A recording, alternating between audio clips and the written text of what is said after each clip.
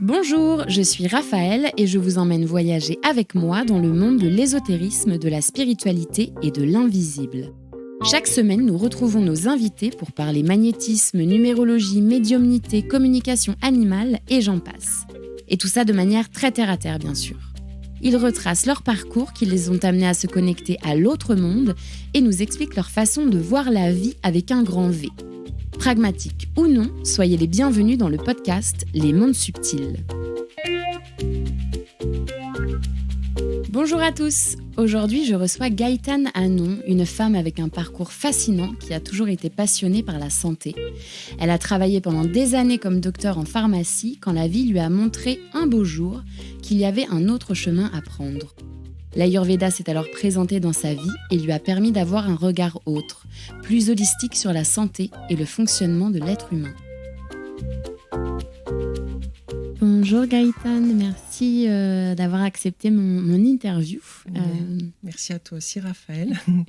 On s'est rencontrés il y a 3 ans. Oui. J'étais venue te voir en consultation et quand j'ai eu l'idée de faire ce podcast, je me suis dit il faut absolument que j'aille voir Gaëtane pour qu'elle nous parle de ce que tu fais aujourd'hui. Avec plaisir, écoute, de partager aussi mon expérience, mon vécu, volontiers. Exactement, partager ça avec les auditeurs. Très bien. Alors, est-ce que tu peux te présenter ? Oui, donc comme tu as dit, Gaëtane, ma formation première en fait est plutôt très scientifique puisque je suis docteur en pharmacie.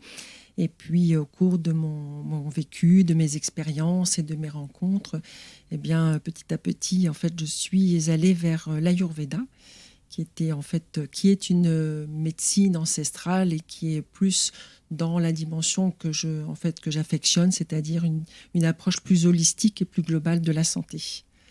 Donc aujourd'hui, c'est ce que j'essaye de transmettre, c'est cette dimension globale et holistique de compréhension de soi, en fait, de la santé au travers de cette sagesse qu'est l'Ayurveda. Et alors pourquoi pharmacie ? Pourquoi docteur en pharmacie, pour commencer ? Alors oui, effectivement, mes études scientifiques s'expliquent par le fait que j'ai toujours été passionnée de la biologie, exactement. Et je me souviens dans mes études scolaires, donc collège et lycée, j'aimais vraiment particulièrement ces matières en fait qui étaient les sciences naturelles. Et je me souviens qu'après les cours, j'allais potasser les livres de biologie. Je voulais toujours en apprendre, peut-être pour comprendre inconsciemment les lois de la nature, en fait, les lois naturelles qui nous régissent. Et donc, je me nourrissais de cela, en fait. Et puis, je me suis dit, les études qui pourraient le plus se rapprocher, en fait, de cette quête, cette curiosité, c'était les études de pharmacie, parce que je savais qu'en pharmacie, on allait faire de la botanique, on allait faire de la zoologie, on allait faire toutes ces sciences, en fait, toutes ces matières de compréhension de l'humain, mais en même temps, de la nature. Bon, écoute, en études de pharmacie, on fait énormément de mathématiques, énormément de physique, énormément de matières quand même très scientifiques. Donc au début, j'étais quand même un petit peu surprise. Et puis petit à petit, en fait, je me suis régalée. Parce que ça m'a permis de comprendre le corps humain dans sa plus petite unité qui est la cellule et trouver que c'était en fait finalement magique.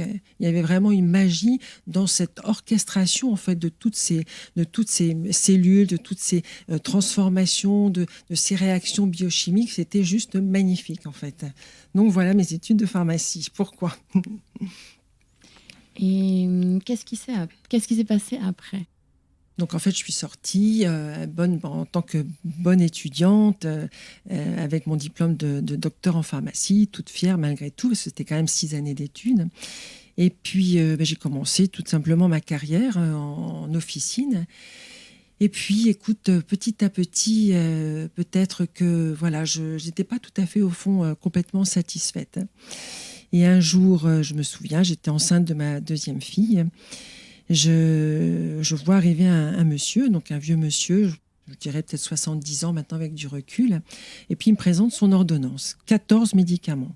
Alors, pourquoi 14 ? J'étais quand même surprise. Bon, c'était des médicaments pour contrecarrer les effets secondaires d'autres médicaments. Et puis, je me dis, mais en fait, il y a eu quelque chose qui s'est passé là, vraiment un déclic.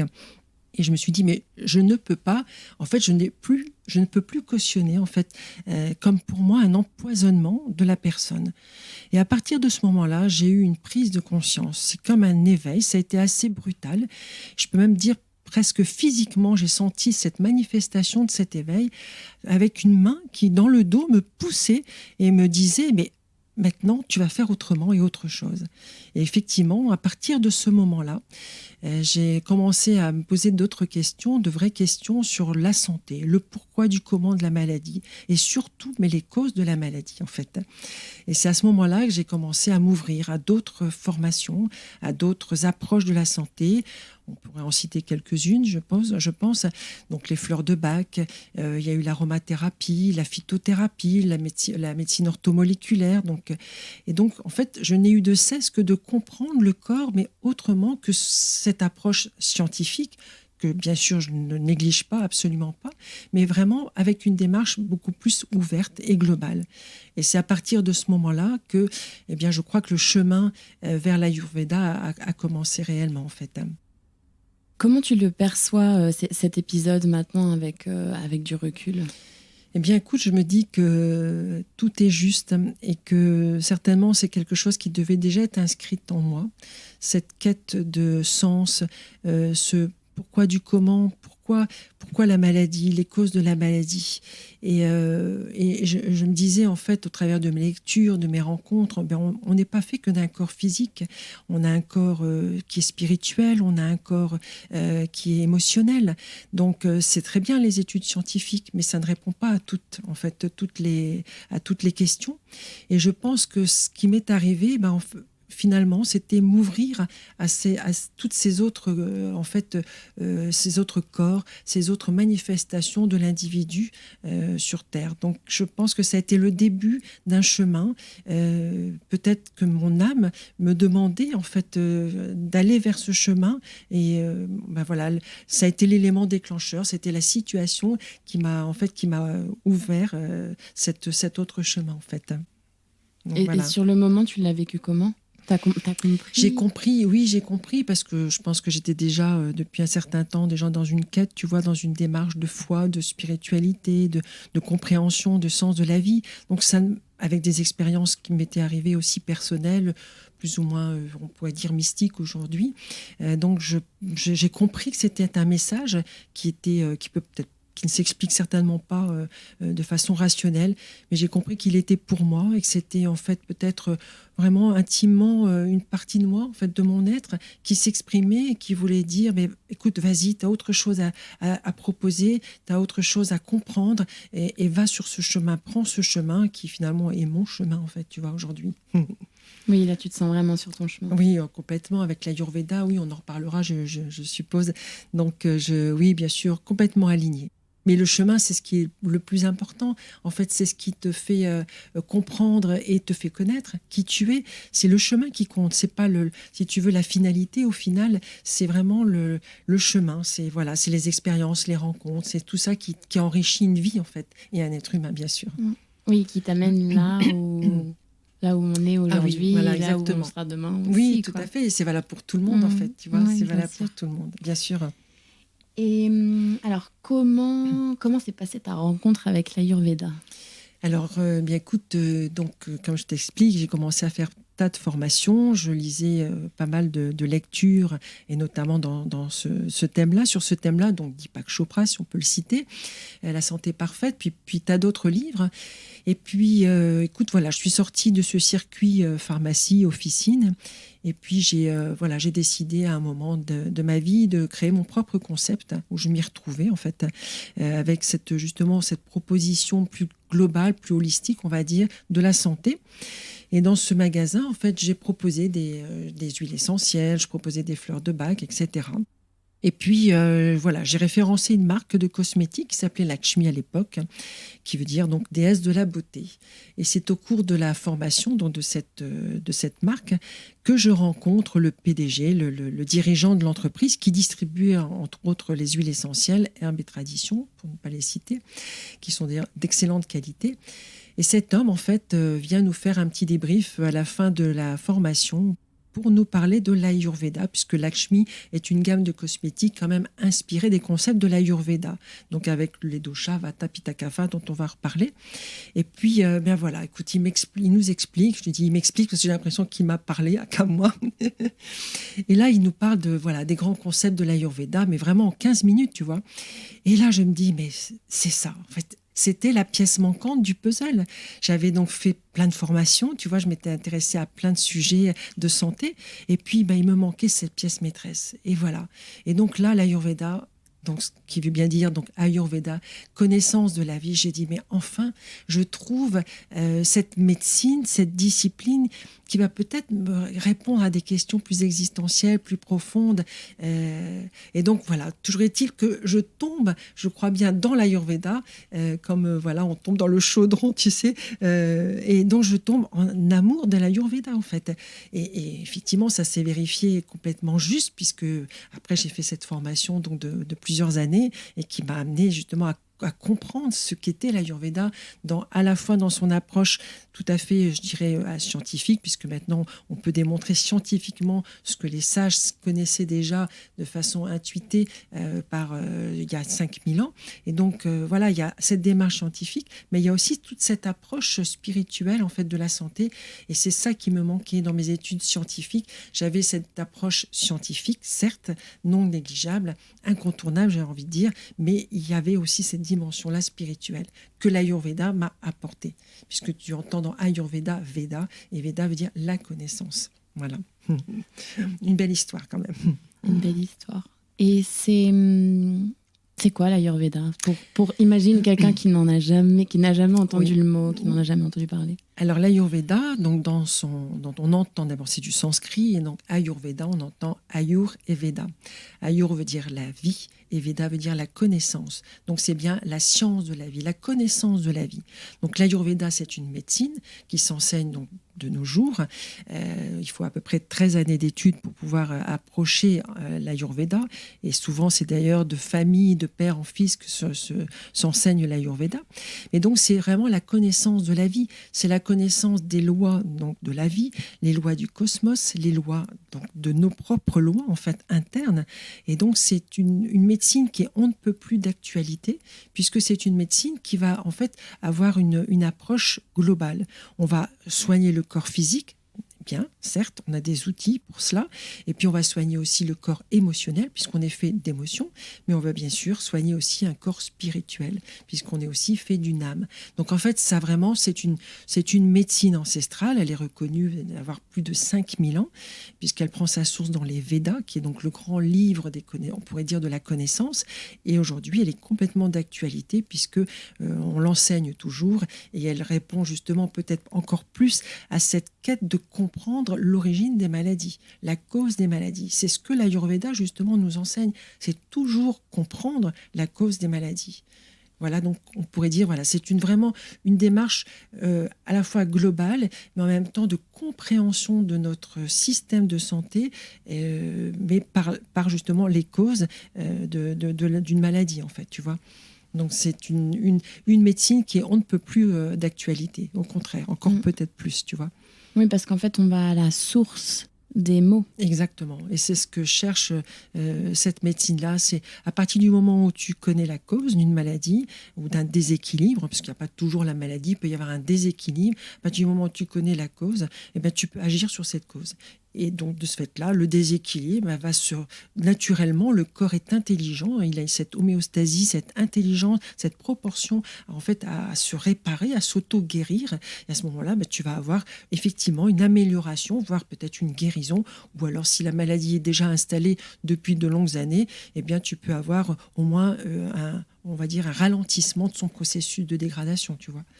Donc oui, c'est vraiment une maladie, c'est vraiment une médecine très intéressante, qui est complémentaire de notre approche allopathique, qui peut donc soigner en urgence les symptômes, mais bien évidemment, si tu ne soignes que les symptômes sans chercher la cause, il y a un moment, écoute, tu te leurres en fait, tu vois. Donc les deux sont complémentaires. Oui, j'y crois aussi. Oui. Et est-ce que tu peux nous parler des grands principes de l'Ayurveda? C'est quelque chose que tu fais en consultation. Alors, et que tu bien sûr. expliqué aussi. Oui, tout à fait. Oui, en consultation. J'aime beaucoup en fait partager. En fait, mon principe, c'est vraiment d'aider les gens à comprendre en fait comment ils fonctionnent. Et l'Ayurveda, pour ça, c'est assez génial parce que justement, en quelques mots, tu verras, on peut comprendre comment on fonctionne. Alors, en Ayurveda, il y a 2 grands concepts principalement. Le premier des concepts, c'est les 5 éléments, qu'on retrouve d'ailleurs en médecine chinoise. Et ces 5 éléments, si tu veux, ce sont les briques, on peut dire ça, de toute forme de vie sur Terre, que ce soit nous, humains, dans notre plus petite unité qui est la cellule, on va retrouver ces 5 éléments qu'on va citer après, mais tu vas retrouver ces 5 éléments dans les végétaux, dans les animaux, dans le monde minéral. Et puis, tu peux même aller plus loin, bien sûr, dans le cosmos, donc dans le macrocosme. Donc, en fait, c'est vraiment toute vie, en fait, est construite à partir de ces 5 éléments. On va citer donc l'éther, on va aller du plus subtil au plus grossier. Donc, il n'y a pas de jugement derrière. Un grossier, c'est parce que c'est manifesté, de plus en plus manifesté. Donc, le plus subtil, c'est l'éther, où on dit encore l'espace. Et donc, en fait, on est dans le vide. Or, c'est tout sauf du vide, puisque c'est au travers donc de l'espace et du vide, de cet élément, que se transmet l'information. Et puis après, on va avoir une manifestation un tout petit peu plus, je dirais, tangible, qui va être le vent. Donc Vayu, qui est encore l'air. Le vent, tu peux le voir se manifester quand les feuilles s'agitent en fait sur un arbre. C'est le vent qui se manifeste. Tu vois, une feuille qui bouge, qui s'évente, c'est le vent. Après, on a le feu. Donc là, c'est un élément qui devient de plus en plus visible, puisqu'on le voit, lui, le feu, on commence à le voir. Donc tu vois, il est plus manifesté que si on prend l'air et l'espace. Donc le feu, en fait, c'est la manifestation donc, de la chaleur. On va y revenir. Est-ce que tu veux que je cite les propriétés Ok.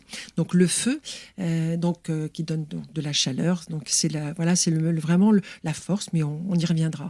Et puis après on a l'eau qui est donc Apa, et puis on a la terre. Donc en fait on a les 5 éléments et on peut prendre une cellule humaine, on va retrouver ces 5 éléments. Bon, on va avoir de l'espace, donc dans lesquels vont justement naviguer ces cellules, par exemple du corps humain. Et puis cette cellule, elle est, je dirais, encadrée donc par une membrane cellulaire, donc c'est la terre, en fait c'est l'élément solide, et puis on a des petits éléments à l'intérieur qu'on appelle des nucléotides qui baignent dans un liquide, donc c'est l'eau par exemple, et puis cette cellule est capable de fournir de l'énergie, du feu, voilà.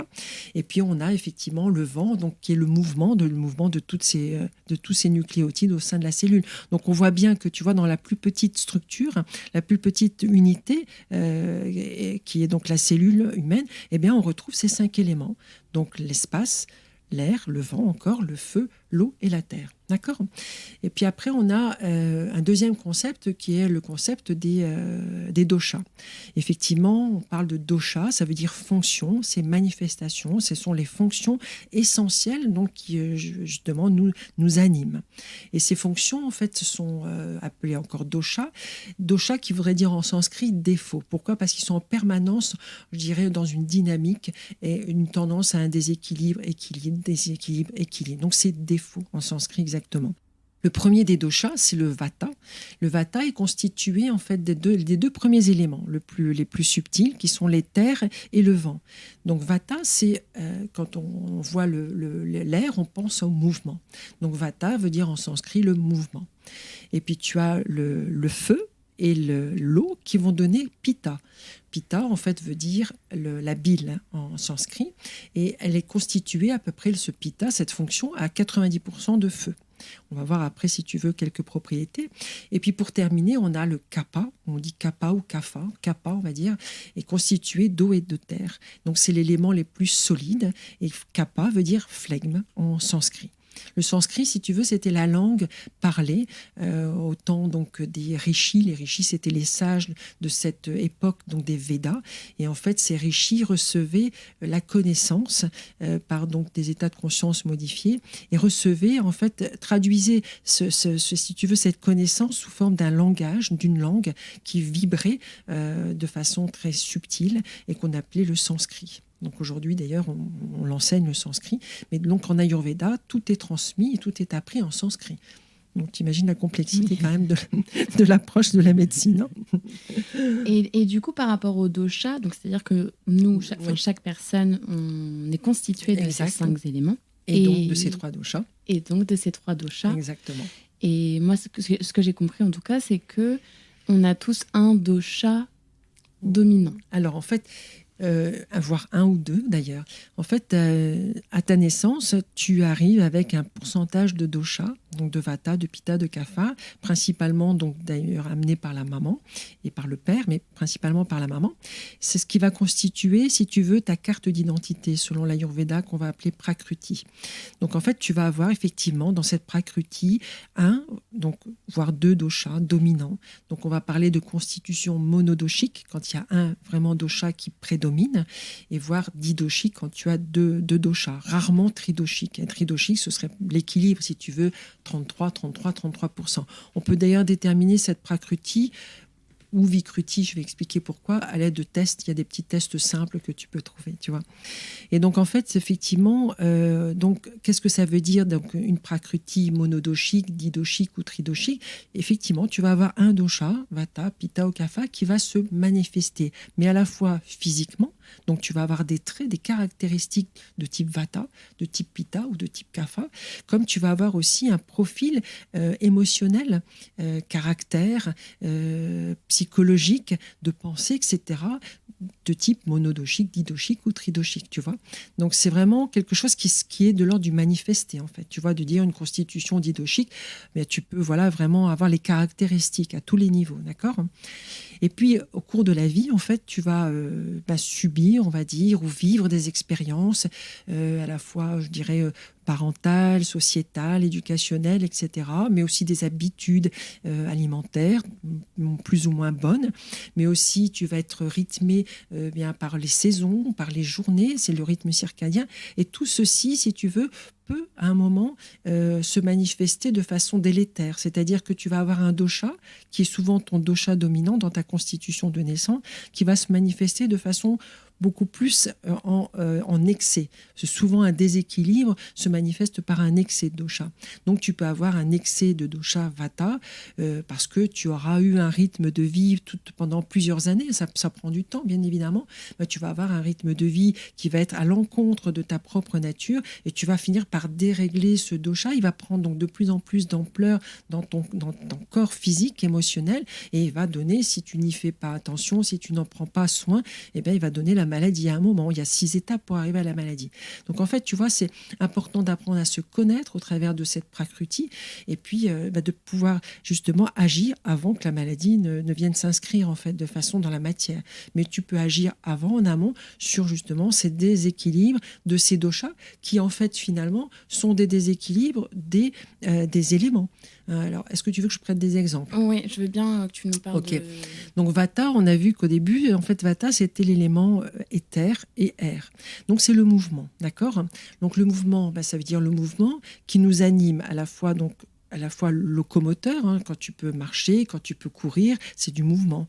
Mais tu as aussi tous les mouvements qui sont internes, donc le liquide, que ce soit le sang, les humeurs, en fait, on va dire, la sueur, les urines, les selles, les déchets, on parle des déchets, et puis aussi le mouvement du sang, le mouvement de tous tes rythmes respiratoires, du cœur, tous les mouvements qui se font de façon, je dirais, spontanée.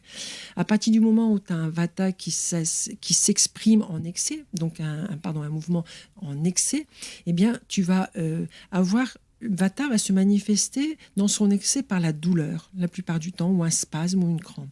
Donc, par exemple, Vata est aussi situé à son site de production au niveau des gros intestins. Donc, sous la taille, tout ce qui concerne en fait la taille, sous la taille, c'est du type d'ordre Vata.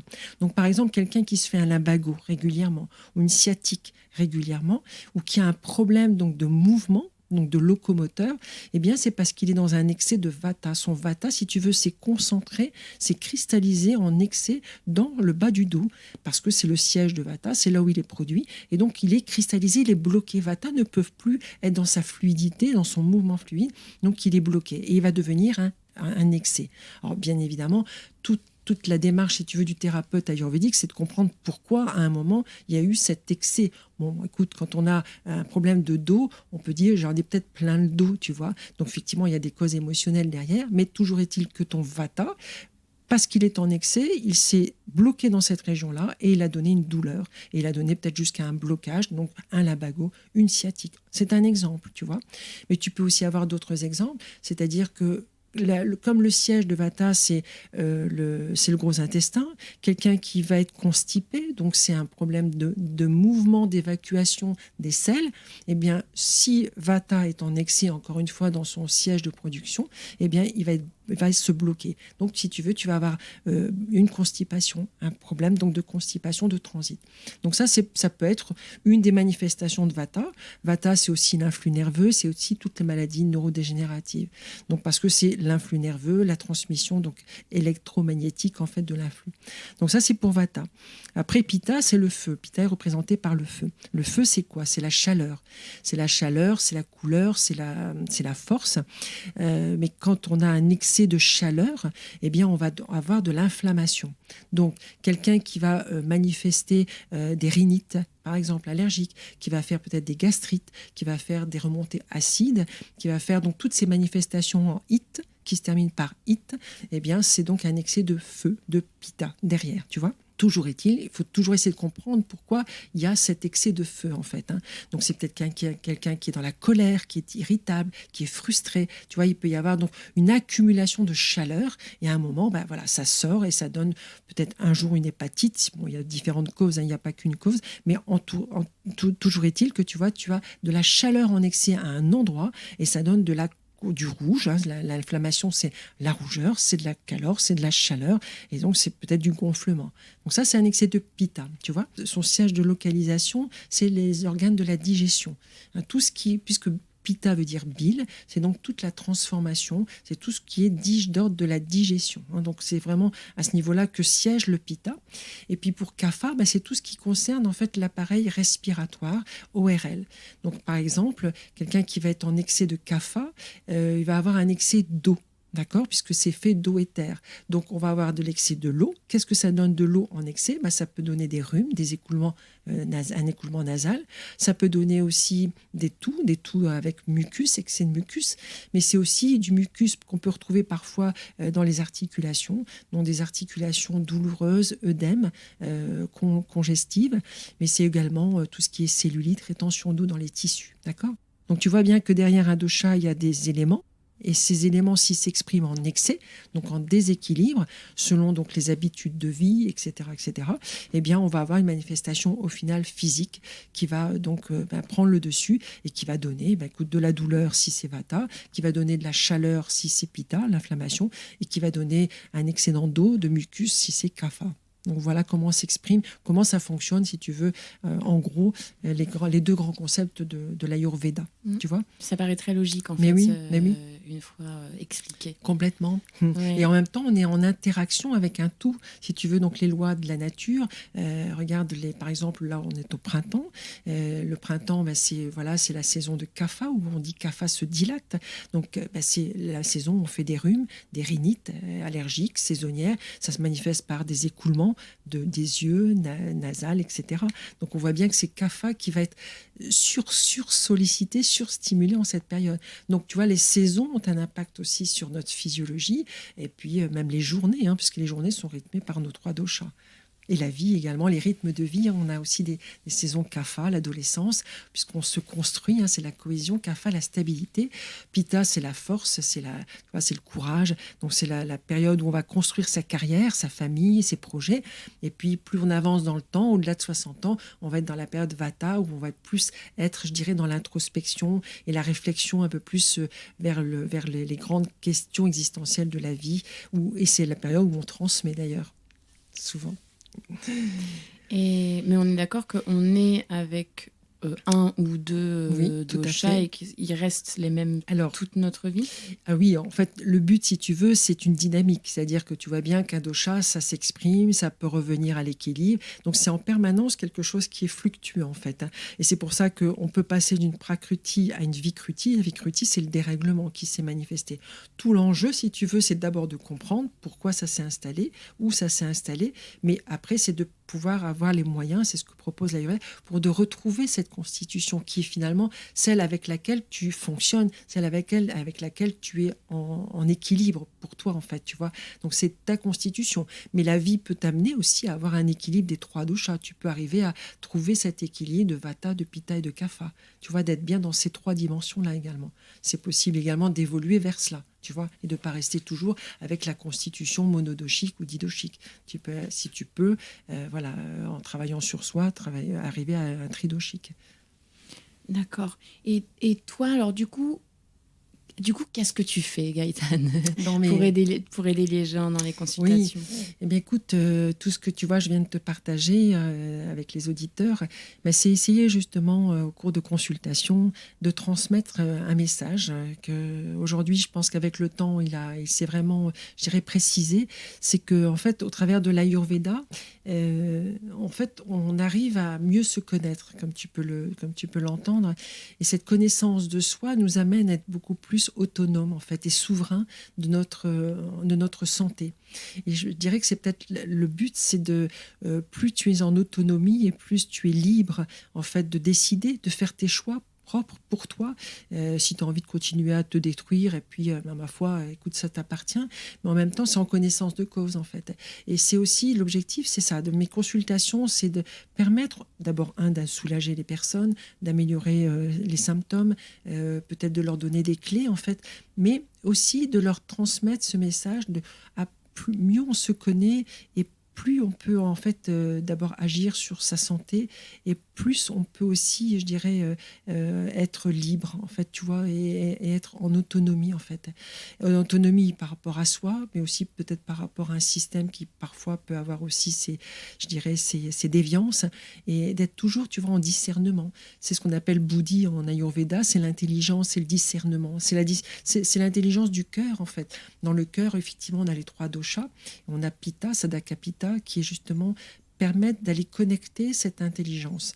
Et on a toujours en nous, finalement, les réponses à nos questions. On va les trouver en nous. Et ce n'est pas ne se remettre remettre notre santé à un système. Tu vois, c'est aller aussi trouver en nous ces réponses. Et je pense que c'est ce que j'ai vraiment envie de transmettre au travers tout au moins de l'Ayurveda, puisque je me suis quand même formée à un autre outil qui est non moins intéressant et qui est complémentaire de l'Ayurveda, parce que l'Ayurveda dit que toutes les pathologies commence par le système digestif, et du coup je me suis formée à un outil en fait scientifique là, et qui me permet de comprendre le microbiote intestinal, et également en fait au travers du microbiote les maladies, mais aussi le système immunitaire avec les virus et le nerf vague, puisqu'on entend de plus en plus parler du nerf vague, l'importance de ce nerf vague dans les maladies surtout neurodégénératives. Et donc si tu veux, c'est complémentaire de l'Ayurveda. Donc c'est des outils, tu vois, qui sont complémentaires, mais qui permettent peut-être d'apporter des solutions, de vraies solutions à des problèmes de santé, en fait. Voilà. Quand tu as une consultation et que tu as quelqu'un qui a un dosha en excès, par exemple, toi, tu apportes quoi comme réponse? Alors, il y a des outils concrets en Ayurveda. C'est pas du tout une médecine inaccessible, absolument pas. Donc, l'Ayurveda, bien écoute, il y a 8 branches pour soigner. Et il y en a donc qui sont plus ou moins, bien sûr, accessibles ici dans notre vie occidentale, notamment la diététique. La diététique, c'est fait de ton alimentation, ton premier médicament, on le sait, dans d'Hippocrate. Donc, du coup, on va déjà voir quelles sont les habitudes alimentaires de la personne. Donc, on va déjà corriger à partir justement d'aliments, donc d'une diététique ayurvédique. On peut agir également au travers de certaines, je dirais, pratiques de vie, d'hygiène de vie, qui peuvent être et qui font partie de l'Ayurveda, sont le yoga, la méditation. Donc là, c'est plus pour, je dirais, travailler sur l'approche émotionnelle de l'individu, voire spirituelle par la méditation. Et puis, on a le massage. Donc ça, c'est ce que je propose également. Parce que le contact au corps, en fait, le corps est quand même ton outil, si tu veux, ton temple, dont il faut prendre soin. Donc, quand tu es dans cette démarche-là aussi de t'autoriser à te faire masser, donc ça veut dire de t'aimer assez, en fait, hein, tu vois, il y a un jeu de mots, et donc du coup c'est aussi un outil thérapeutique, d'autant qu'on masse avec certaines huiles, notamment l'huile de sésame qui a des vertus thérapeutiques non négligeables sur la qualité des tissus, mais également sur la fluidification et l'élimination des toxines et le rééquilibrage du dosha vata. Donc en fait, tu vois, il y a vraiment des outils concrets de pratiques de vie, de routine. On appelle la dinacharya, c'est la routine quotidienne, donc ce qu'on a à faire le matin, ce qu'on peut faire aussi la routacharya pendant les saisons, faire le soir. Donc en fait, voilà, l'Ayurveda, c'est tellement, je dirais, complet. C'est voilà, c'est comprendre les saisons, c'est comprendre un rythme d'une journée et comment peut-on se l'approprier de façon intelligente, non accessible, bien évidemment, mais simplement, voilà. Et ça passe par la diététique, bien sûr, ça va être, je pense, un des outils. Alors, il y a les plantes, hein, bien évidemment, en Ayurveda, mais aussi, on peut trouver des plantes dans notre biote aussi, ici, dans notre pays. Donc, tout ça, c'est complémentaire et c'est parce que, justement, je pense que toutes mes formations, si tu veux, aujourd'hui, me permettent aussi d'orienter une personne, si c'est nécessaire, par des plantes, puisque en tant que pharmacien, tu apprends bien évidemment une partie de l'herboristerie. Donc, je peux aussi conseiller des plantes de notre biote. Donc, voilà, tout ça, c'est un ensemble de pièces accessibles pour pouvoir améliorer l'état de santé d'une personne, en fait, concrètement. Oui, donc en fait, ta consultation, c'est vraiment... c'est spécifique à chaque personne. C'est oui, ça qui est, oui, ça qui est tout génial. à fait. Oui, Personnalisé. complètement. Mais c'est ce que aussi parle de l'Ayurveda, en fait. On ne soigne pas donc une maladie, mais un malade. C'est pour ça qu'une consultation, tu ne la fais pas en 10 minutes, tu prends 1h30, voire plus, pour comprendre l'anamnèse, qui est donc l'histoire, on dit la samprapti en Ayurveda, c'est l'historique de la personne, ses différentes pathologies, les traumas, s'il y a eu des accidents, s'il y a eu un certain nombre donc, d'événements dans sa vie, pour comprendre justement les causes, en fait, d'une maladie ou d'un déséquilibre. Et à partir de ce moment-là, tu vas adapter ton traitement, tes produits, tes plantes, ta diététique à la personne. Donc, on est vraiment du sur-mesure. Tu vois, et c'est ce que fait aussi, c'est ce qui est génial et il y a de plus subtil dans l'Ayurveda, c'est cette démarche-là personnalisée, en fait. Donc, que tu retrouves avec ces médecines peut-être ancestrales, que tu vas retrouver dans la médecine chinoise également. En Ayurveda, il y a quelque chose que tu ne trouves dans aucune autre médecine, c'est en fait la cure ayurvédique qui se pratique de préférence donc en Inde. Et on appelle ça le panchakarma. Pancha qui veut dire 5, karma, 5 actes. C'est agir par 5 actes qui vont permettre de détoxiner en profondeur les doshas. On va aller vraiment déloger les toxines, puisque c'est quand même les toxines qui sont responsables de nos pathologies. Et on va aller les déraciner et on va les évacuer, en fait. Et là, il n'y a que l'Ayurveda qui propose vraiment ça, en fait. Détoxiner en profondeur. Et est-ce que tu peux nous donner un exemple, par exemple, quelqu'un qui a un excès de pitta, quelqu'un qui a un excès de chaleur. Par exemple, toi, tu vas préconiser quoi? Alors, par exemple, si on prend un excès de chaleur, un excès de pitta, on va trouver, si tu veux, par la diététique, des aliments. Tu comprends que pour améliorer un état, on va donner l'opposé. C'est une des grandes lois de l'Ayurveda. C'est pour soigner, tu vas aller chercher les propriétés, les gunas opposés. Donc, la personne qui fait, par exemple, des colères à répétition, qui a effectivement de l'irritation, qui a tendance à avoir des troubles digestifs, du reflux, de la gastrite, etc., eh bien, on va amener du froid. D'accord ? On va essayer de traiter cet excès de chaleur par le froid. Donc, on a des plantes, on a des épices, on a dans l'alimentation, on va donc chercher qu'est-ce qui alimente cet excès en fait de chaleur. Donc, c'est peut-être quelqu'un qui a tendance à manger épicé au sens piquant, tu vois, pas parce qu'il y a des épices qui sont refroidissantes, mais des épices chaudes, en fait, justement. Ça peut être des piments, ça peut être vraiment du curry ou des choses comme ça. Donc, on va amener déjà dans l'alimentation tout ce qui peut refroidir. Donc, on a de la coriandre, on va amener de la cannelle, on va amener de l'amande, du basilic, des épices de base. Et puis, on va avoir aussi, par exemple, l'aloe vera. C'est une plante qui peut calmer justement un excès de feu, en fait, de brûlure vraiment interne, et ça peut même se retrouver sur la peau. Donc voilà, on va chercher dans notre quotidien qu'est-ce qui peut justement refroidir. Après, tu as les plantes ayurvédiques, précisément, mais qu'est-ce qui peut justement contrecarrer justement cet excès de feu et voilà, dans notre alimentation. Et aussi, bien sûr, pourquoi pas utiliser la noix de coco. On sait que la noix de coco rafraîchit. Donc, par exemple, la personne, on va lui dire de se masser, s'automasser ou faire un massage avec de l'huile de coco. On peut lui préconiser des bains de bouche avec de la coco, si elle a tendance à faire de la gingivite, puisque c'est aussi le sang en fait en excès. Donc, tu vois, on va trouver justement des éléments qui ont des propriétés opposées. On va chercher par la loi des opposés qu'est-ce qui peut calmer un excédent d'un de ces éléments. Que ce soit le feu, que ce soit l'air, que ce soit la terre ou l'eau, tu vois. L'eau, on va la sécher. Le feu, on va essayer de le refroidir. Et l'air, on va essayer de l'apaiser. Donc, on va trouver dans notre quotidien à la fois alimentation, mais pratique de vie également, tu vois. Par exemple, pour revenir sur Pitta, qu'est-ce qui refroidit Pitta ? En fait, qu'est-ce qui est froide ? Eh bien, c'est aussi des aliments froids, donc des aliments lunaires.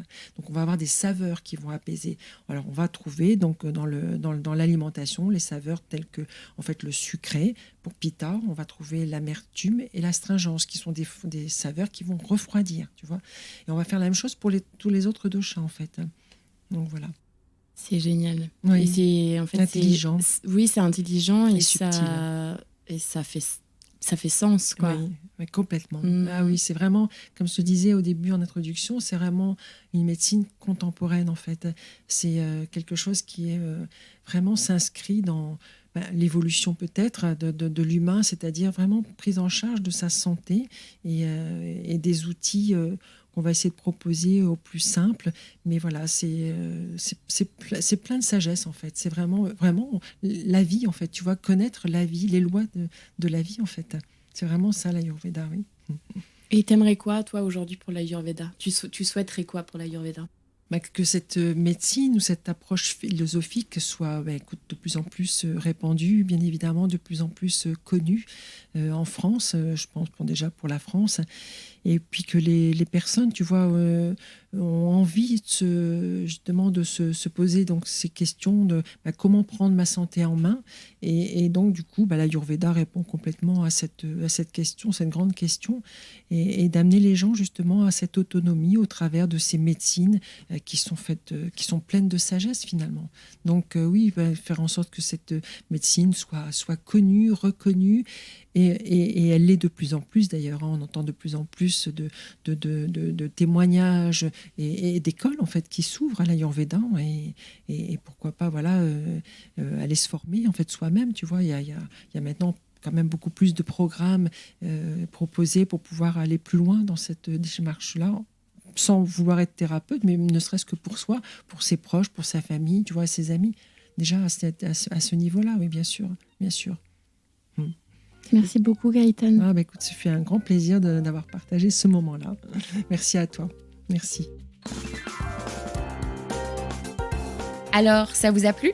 Si vous voulez aller plus loin, vous pouvez vous rendre sur le site de Gaëtane, gaetanehanon.com, Hanon, H-A-2-N-O-N.